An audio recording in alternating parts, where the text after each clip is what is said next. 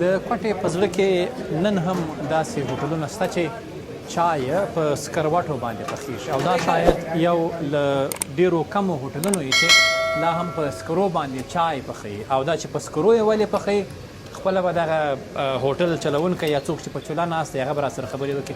کاکا اول که د خپل نوم راته واخلې، نوم دې څه دی؟ زما نوم حمدالله دی. څومره وخت کېږي چې دا هوټل شته؟ ځکه دا یو له ډېرو پخوانیو هوټلونو ښکاري. دا هوټل برابر 15-20 کاله کېږي، 50 کاله. ښه. و اول چې اوس موږ پلار کاوه نو هغه اوس شپون ژیرو څو بوډاګان شو، اوس یې موږ کوو. صحیح ده. ولې لا هم په سکروټو باندې چای پخوي؟ ولې په ګیس نه؟ دا د ګیس د چای او د سکروټ د چای چې دی هغه ډېر فرق دی.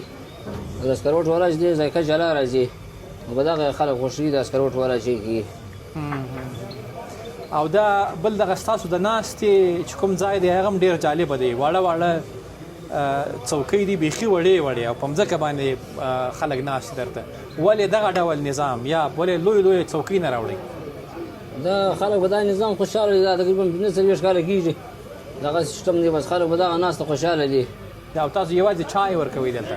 یوازې چای دی، خالي چای دی. او چای یوازې د شیدو چای که نه شنې او تورې هم یې پکې؟ شنې او تورې هم شته، هغه ډېرې کمې دي، خو زیات چې دی هغه د شیدو چای دی. شیدو چای مشهور او د شیدو چای مشهوره دی. او دلته تا ته خلک کوم خلک راځي؟ ځوانان یوازې راځي، بوډاګان راځي، د کوم عمر کسان ډېر راځي؟ نه، بوډاګان هم ډېر راځي او داسې خلک هم شته چې هغه د 30 کاله سره راځي، د 100 کاله سره راځي. داسې خلک هم پکښې دي، ځوانان هم راځي او اکثره خلک چې دي هغه د پخواني خلک ډېر راځي دلته.